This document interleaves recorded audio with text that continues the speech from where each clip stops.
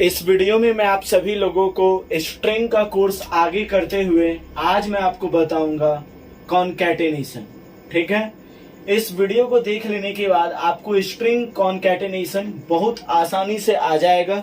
यदि आपको स्ट्रिंग को कॉन्केट करने में थोड़ा प्रॉब्लम आता है तो आज मैं इसको बेसिक से शुरू करूंगा और आपको अच्छा से क्लियर करूंगा कॉनकैटेनेशन क्या होता है और आप कैसे कर सकते हैं। सबसे पहले मैं क्या करने वाला हूं, एक बेसिक प्रोग्राम लिखता हूं, जैसे पब्लिक क्लास मेन, और फिर यहां पर मैं लिखूंगा public static void main string arguments. फिर उसके बाद यहां पर मैं लिखूंगा स्ट्रिंग का कोई मैं नाम ले लेता हूं, जैसे माई नेम। ठीक है, और यहां पर मैं लिख देता हूं टैकी लुकेस। ठीक है, टैकी मैंने लिखा। अब एक और मैं लिखता हूं स्ट्रिंग लास्ट नेम मैं ले लेता हूं लुकेस। ठीक है, अब मैं क्या करता हूं, इसको प्रिंट करवाता हूं। प्रिंट करवाने के लिए क्या लगता है, system dot out dot println एलन। अब मुझे ये बताइए कि ये टैकी लुकेस एक साथ प्रिंट हो, इसके लिए मुझे क्या करना होगा। तो यहां पर आता है कॉनकैटेनेशन। आप कैसे कॉन्केट कर सकते हैं, मतलब कि ये दो स्ट्रिंग को जोड़ करके आप आउटपुट में ले सकते हैं। तो ये आप कैसे करेंगे, बेसिकली यहां पर आपको क्या चाहिए, सबसे पहले ये प्रिंट करवाना है, फिर ये प्रिंट करवाना है। तो आप क्या लिखिए, सबसे पहले माई नेम। ठीक है, अब इसके बीच में स्पेस होगा एक, तो एक स्पेस दे दीजिए। स्पेस के लिए आप एक ब्लैंक इन्वर्टेड कॉमा दे सकते हैं। ठीक है, और फिर यहां पर आप लिख दीजिए लास्ट नेम,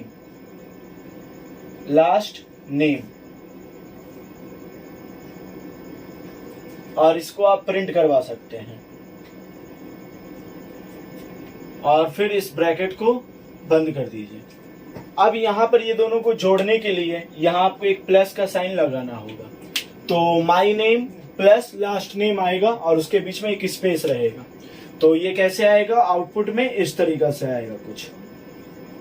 ठीक है, उम्मीद है आपको समझ में आया होगा। दो स्ट्रिंग यदि जोड़ना है तो आप ऐसे जोड़ सकते हैं आपस में। ठीक है, इसका एक और तरीका होता है, आप क्या कर सकते हैं, इसको मिटा सकते हैं। माई नेम डॉट कॉन्केट,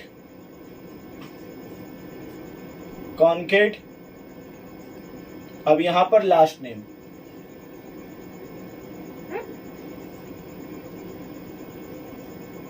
आप ऐसा भी कर सकते हैं।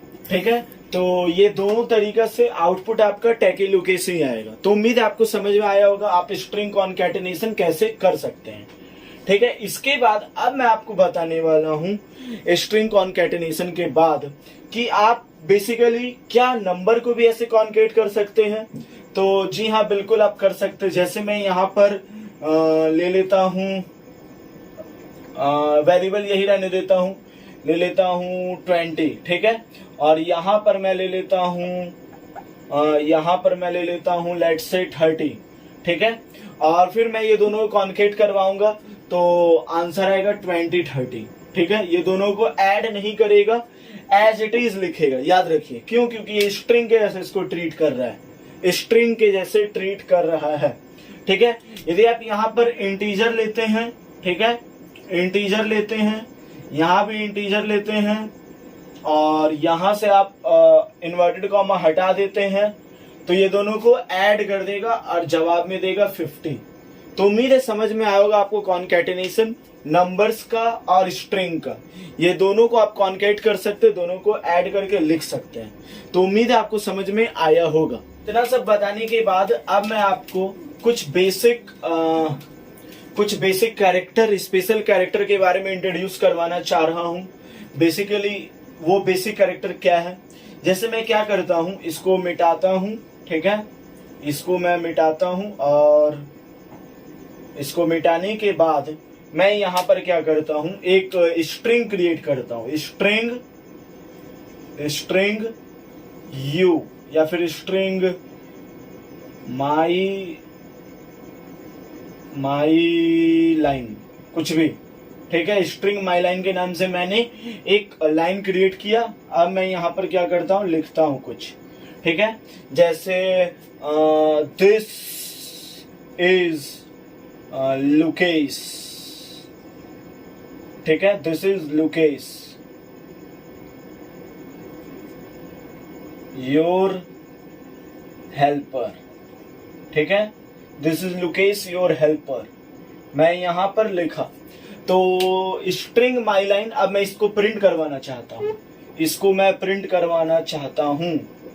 तो प्रिंट करवाने के लिए मैं यहां पर लिखूंगा माई लाइन प्रिंट हो जा, ठीक है, यही मैं लिखूंगा, ये प्रिंट हो जाएगा। तो आप मुझे कमेंट करके जल्द ही अब बताइए, क्या ये प्रिंट होगा, क्या ये सक्सेसफुली प्रिंट होगा, जल्द ही मुझे बताइए। तो जवाब है नहीं, ये सक्सेसफुली प्रिंट नहीं होगा। क्यों नहीं होगा प्रिंट, इसके पीछे रीजन है। देखिए, स्ट्रिंग का रूल होता है कि आप उसको एक टर्मिनेटर से एंड करिए और जो भी आप लिखना चाहते हैं स्ट्रिंग, उसको डबल कोटेशन मार्क में रखिए, ठीक है। रखे तो है सर, क्या दिक्कत है? दिक्कत ये है कि आपने इसको भी डबल कोटेशन मार्क में लिखा है, ठीक है। लुकेश, आप जानते डबल कोटेशन मार्क में लिखा जाता है, मतलब कुछ ऐसा चीज जो उस सेंटेंस में पॉइंट आउट करना होता है, तो इसको डबल कोटेशन में मैंने रखा।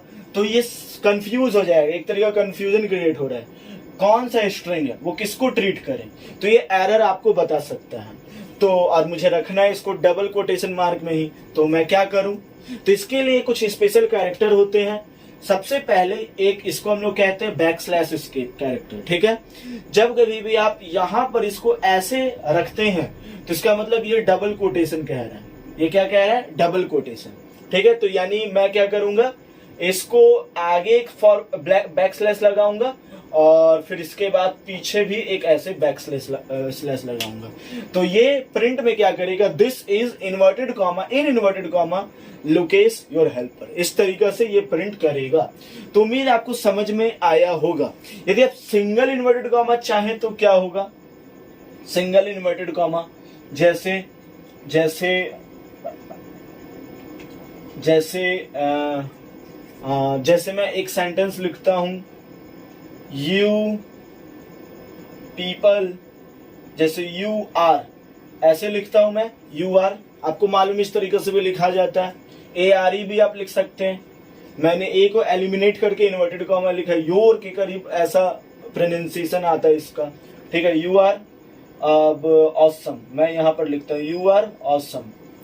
तो आपको मालूम अगेन ये क्या करेगा, एरर देगा, अगेन ये एरर प्रोड्यूस करेगा। क्यों? क्योंकि ये इन्वर्टेड कॉमा है, ये भी इन्वर्टेड कॉमा है, ये कैसे ट्रीट करे, किसको ट्रीट करे, तो इसमें प्रॉब्लम हो सकती है। तो आप क्या कीजिए, एक ऐसा दे दीजिए, इसका मतलब ये सिंगल इन्वर्टेड कॉमा ही होता है।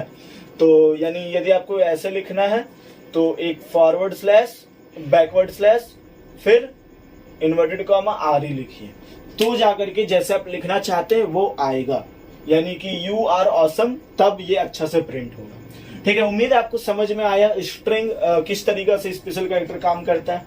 क्या आप स्लैश देना चाहते हैं, ऐसे स्लैश देना चाहते हैं, तो मैं देता हूं, जैसे मैं यहाँ पर जैसे मैं लिखता हूं,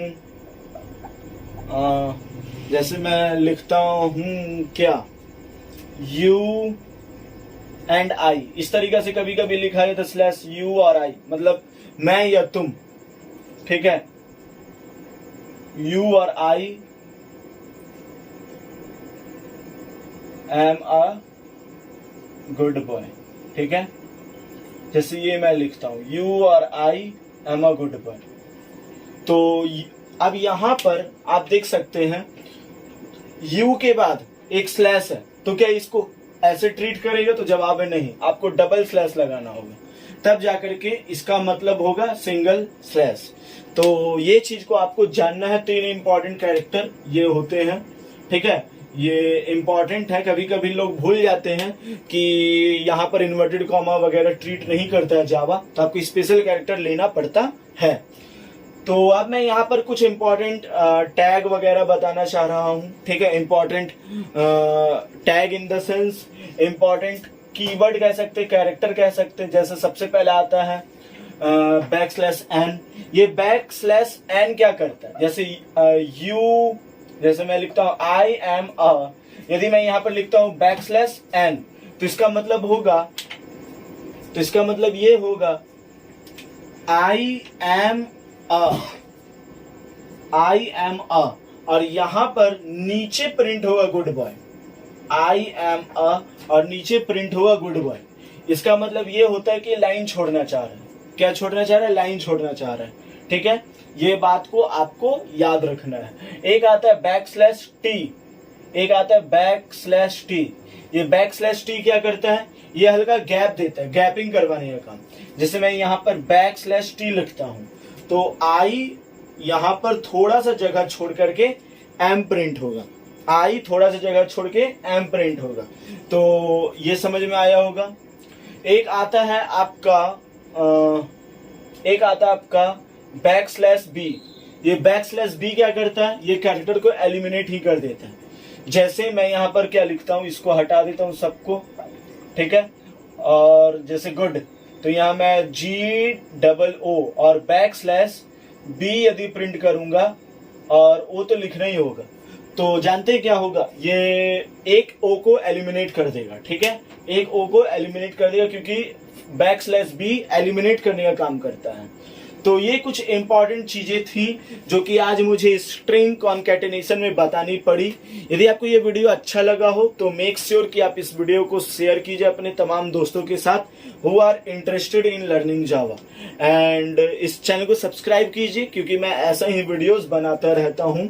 and thanks for watching this video.